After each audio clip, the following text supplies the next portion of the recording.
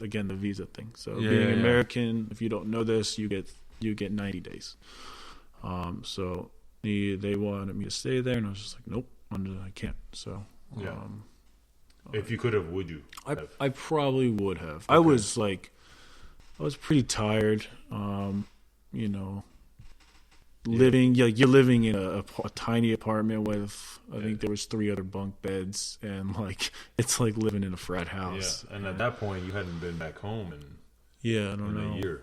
Yeah, over at a least, year and a half probably, because I traveled in prior to Hong Kong. I traveled in Southeast Asia for a month or something like that. Okay, almost died down there. That was pretty rad. How'd you die? Well, I got pneumonia and Thai stomach at the same time. What the Thai stomach? What is that? Oh, this is the most legit version of food poisoning. Oh. And I went to the doctor and they gave me the wrong drugs. Oh, so it was extra epic. You had to go to the doctors in Thailand? Yeah. And then I had to I was gonna die. Yeah. So I had to get myself to the hospital. I showed them the drugs they give me. They're like, "Oh fuck no!" Hook me up and whatever. Yeah. But I was just like, "All right, I'm done with Thailand." So. Little Thai stomach. Go on your pneumonia. way. It was like the Thai New Year. So they have parades and they just throw ice water at each other. So you're you're partying all day, staying up, whatever, and then covered in ice water, and then the sun goes down. It actually got pretty cold, and then it was just my body's just you're done. Yeah, fuck you. Yeah, fuck man. I know what that is. So you finish your time there, then what? Do you go back to the States? No, I went to Belgium. Now how'd you get that? Did you work that out while you were in Japan doing Yeah, just I was always looking for the next step because I knew obviously the visa's gonna run out. What's next? And I was just really looking for a restaurant where I could spend some time in, and I thought this is actually the same guy, Jeff Downs. We became really good friends because we lived out at the mail together in that cabin, and we were just that super close. He was out at Indewolf. Okay. So he's like, "Hey, we need people. Come on out. Maybe you can get a visa or something like that." But so I flew out there from Tokyo and worked there for a couple months, and then honestly, it wasn't really for me. A month in, I was like, maybe I won't do this because just the food wasn't for me. It was there was not really much leadership in the kitchen, and we were working really fucking long days, big push, and I was just what? How many covers were they doing? On the weekend you do 40 for lunch, 40 for dinner, and it was 18, 19, 22 courses or something. Jesus. So it was and it was mostly stages. There was only a couple chef de party, so it was pretty unorganized. Yeah. Just you just had basically after a while those places the stages sort of become the line cooks. I was running cold side as a stage a month in, and then I started working on the grill, and I was I'm basically a chef de party. Yeah, exactly. I'm been there for 2 months. I was on a month in. I was hey, Kobe, I need to get paid or I gotta go because I was really pretty fucking poor at this point after Japan. Yeah, for sure. And he was super super kind and gave me some money every week, and so I stayed. Cool. Hell yeah. How was working for him? He's a rock star. It was fun. Yeah, he's cool. He's wild, man. He's a fucking. The way he thinks, he's a fucking wild man. He's always moving. He's a true artist where you can give this guy the same mise en place, and he can play it 30 different ways. Yeah. And you're okay. Yeah. Yeah, he did. And he's during service, it's really fucking fun with him because he's running. He doesn't want anything to do with the past. He's just running around cooking shit.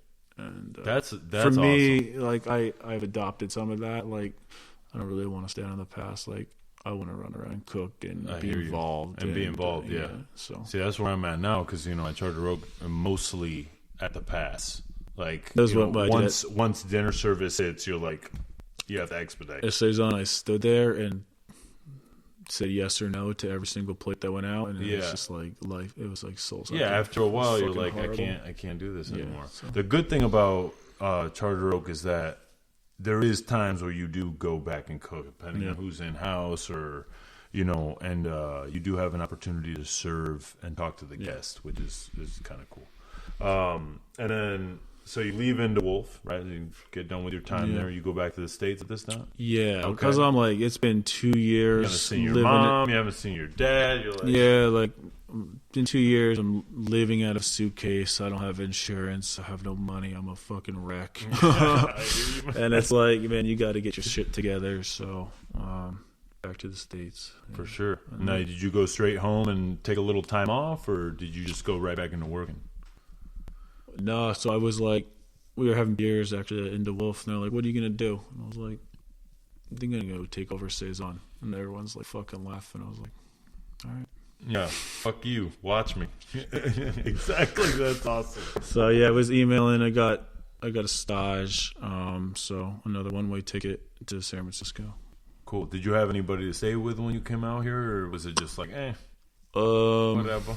Yeah, no, I just came out here. Yeah. Okay. So I was just like figuring it out. Yeah. You know. And then did you? How many days of staging did it take you to get the job? Just 2. 2? Yeah. Got you. Like, I was like, this better work. Yeah, exactly, because this is all I got. Yeah. So it works out. You get the job. How long after that do you have your own place? Or you? That happened pretty quick. Okay. A couple weeks. Gotcha. I lived out in Portola, which is like, man, it's pretty far. Not that far out, but when I first started there, I was making like no money. Yeah. It was like they were like way overstaffed. We were barely working, and I was like, "Fuck, dude, I don't know if this is gonna work." How many covers a night were you guys doing? Early when I started there in 2015, it was pretty slow, to be honest. It was like some nights it'd be like 22, and then you do like 40 on the weekends. Yeah. Was it always that fire cooking? Yep. Okay. Yeah. So always that style. That's why I wanted to go there. So I was like, cool. Because you got fish, you had vegetables. Yeah, like I knew I wanted to cook with fire, like kind of early on, like Boston early on. I was always kind of drawn to that. Yeah. And that's the reason I went into Wolf. Royal Mail kind of started this whole remote hotel thing for me. I was like, there's something here. Yeah. And then Into Wolf was this natural style of cooking, the fermentation, a lot of fire cooking, and again, another small hotel remote. And then I was like, all right, I want some refinement now. So let's go to Saison where there's this fire element. When I got to Japan, I was like, well, this just fucking makes sense for me. Yeah. The simplicity, the cleanliness of the food, the technique, and just like the purity of flavor. So I was like, okay, this is kind of my focus. Yeah. So Saison, and from what you read, right, I've been there. It's kind of like mashing all these things up. The refinement, it's 3 stars. It's fire cooking. There's this, this Japanese ethos involved in it. So I was like, well, that's where I want to work. So it was Brooklyn Fare or Saison. Okay. So you hadn't had your 2, and you're like, yeah. I'm gonna make this work. Now, did you stage at Brooklyn Fare at all? Or? No email back. Okay. Hey, you missed out, all right? You missed out. Your boys out here, Michelin stars, Brooklyn Fare. What up? Matthew Kammerer. You missed out. So you're at Saison, and now Skeens. Is he there? Is he there all the time? Do you see him? Nah. What's going on? Early on, no, he wasn't really there. So who's the CDC? Who's the guy in the kitchen doing So it would have been things? 2. So there was 2. It's Scott Clark. So shout out to Scott. Dad's Luncheonette down on Half Moon Bay. All right. Still best friends to this day. And then on the other side was Johnny Ortiz. Okay. Who has a shed project in New Mexico. All right.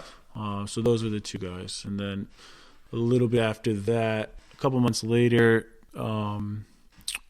Chris Blydorn started to work there for a little bit. So the Birdsong. Okay. Yeah. And then, did you move up the stations quick? Did you end up? Yeah. So everyone starts as a commis, which was fine. And then, so they introduced this like tasting counter next door. So it was like 8 seats or something like that. Big bucks. And, it was just like Josh cooking in theory. And so I was a commis, and he was still calling me the kid with the glasses at this time. I love the 3-star. It's okay. I got called a rapist for 2 years. I had these huge glasses. He's like, yeah, so get the kid with glasses over here. So that was like my first introduction to Josh. It was like I was basically one of 2 other people that were in this little counter with him cooking for 8 people. It was like this massive menu, like luxury, like it's kind of buffoonery. Yeah. But during those dinners, the sous chef Johnny hurt his knee, so Josh had to go back to Saison. So we stopped doing those, and Johnny was the I guess you can call him like a saucier, but they called it like hot side sauce. And so Josh took that over, and he brought me as his commis to help him. So I was basically Josh's commis, which, if you can imagine, it was pretty intense. Sure. He's like, here's everything. Yeah. Prep it. Yeah, exactly. Now. So what time did your day start there? He let me come in whenever I wanted. Oh, he was just like, when you're given those keys, you're like, okay, I'll be here at 6 a.m. I was like, exactly. He's like, yeah, but he was like, okay, you got to start bringing it back now. So yeah, every day he would like show up a little less, a little later, and and after a little while, it was just like kind of my station. So without even realizing it, that station is a sous chef station. So after like, I think only like a month and a half, I was working a sous chef station at Saison. Yeah. I was just like kind of got super Just fortunate. do it, Just fell right into it. And then like 6 months in, I became the sous chef. Very cool. So very it was cool. like just working super hard. And did you now at that point, being sous chef at a place where Skeens is busy, he's got other restaurants, you're basically the chef. No, like sous chefs are that early on. It was probably a year and a half before like I was the chef. For sure. So I was honestly not that into the restaurant, and I was like, okay, like there are some things that I wasn't really that into, and I was talking to Scott, and I was like, hey man, I might leave, and he's like, just wait, because he was gonna leave. He's like, you should wait. Yeah. So basically, at that point, he was the chef, and I took over for him. So I like kind of walked up to Josh at the one day before service. I was like, hey, I'm going to run your restaurant. And he's like, okay, it's going to get really hard. It's like, all right, let's do it. That's amazing. Yeah. It's going to get really hard. All right, cool.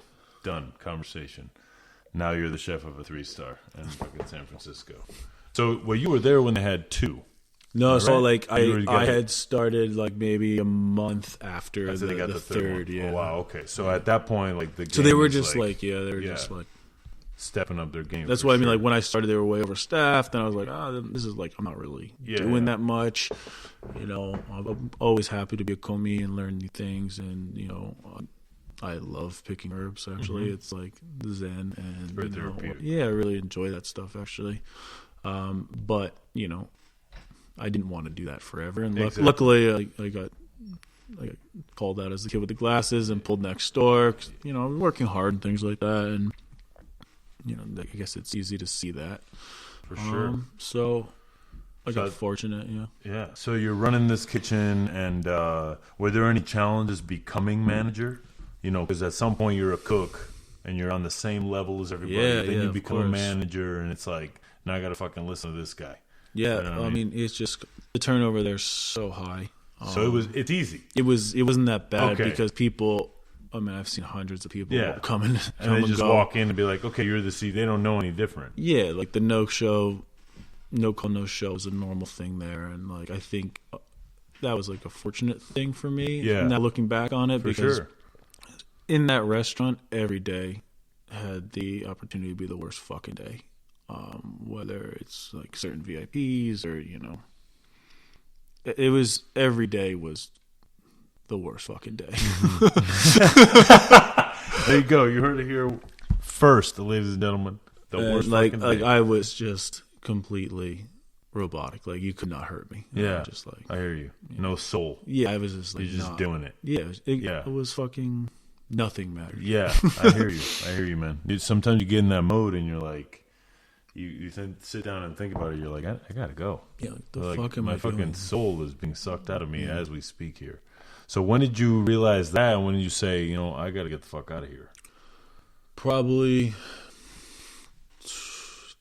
during one of these Sonoma dinners. Okay, I was like working so you do these dinners and it was like it's a guaranteed 24-hour day.